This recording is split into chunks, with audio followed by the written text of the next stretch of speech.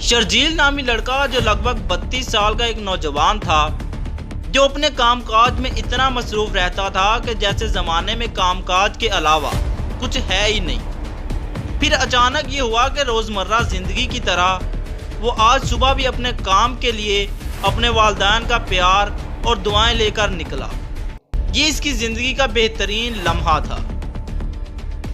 اس روز اس گاڑی پر بیٹھنے لگا تو اس کی نظر اچانک کھڑکی پر بیٹھی لڑکی پر پڑی۔ اسے دیکھتے ہی شرجیل کی دھڑکنیں تیز ہو گئی۔ وہ انتہائی شریف اور سلجھی ہوئی لڑکی تھی اور کسی سوچ میں گم ایک معصوم بچے کی طرح چپ تھی۔ شرجیل اسے روز دیکھتا اور دل ہی دل میں اس کے لیے کئی خواب سجائے تھے۔ معمول کی طرح اس روز بھی شرجیل بس سٹاپ پر بس کا انتظار کر رہا تھا۔ وہ بہت خوش تھا۔ بس قریب آئی تو بس کی طرف لپکا اور اس نے کھڑکی پر بیٹھی لڑکی کو دیکھا، لیکن وہ آج حیران تھا کیونکہ اس لڑکی کو کھڑکی پر نہ پایا۔ وہ گھبرایا اور ٹینشن میں پڑ گیا، مانا کہ جیسے دل کی دھڑکن رک گئی ہو۔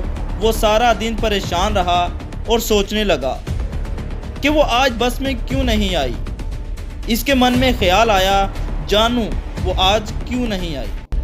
وہ سارا دن پریشان رہا اور گھر آیا تو والدین نے پوچھا کہ بیٹا کیا حال ہے۔ وہ جواب دیے بغیر کمرے میں جا کر لیٹ گیا اور یہ سوچنے لگا کہ وہ آج کیوں نہیں آئی۔ یوں رات گزری اور اگلے دن پھر معمول کی طرح وہ بس کا انتظار کر رہا تھا، لیکن اس کے چہرے پر نا امیدی کے نشان صاف واضح تھے۔ لیکن جیسے ہی وہ بس کی طرف لپکا اس کا چہرہ خوشی سے کھل گیا کیونکہ اس نے اس لڑکی کو اس کھڑکی پر پایا۔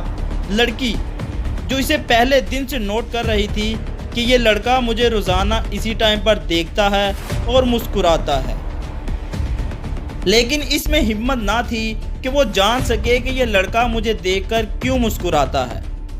شرجیل نے بڑی ہمت سے لڑکی کو مخاطب کیا اور کہا، آپ مجھے بہت پسند ہو۔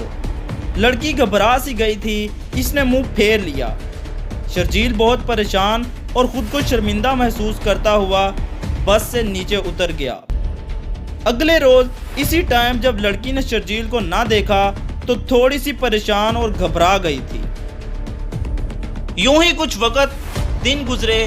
شرجیل ذہنی طور پر متاثر ہو گیا۔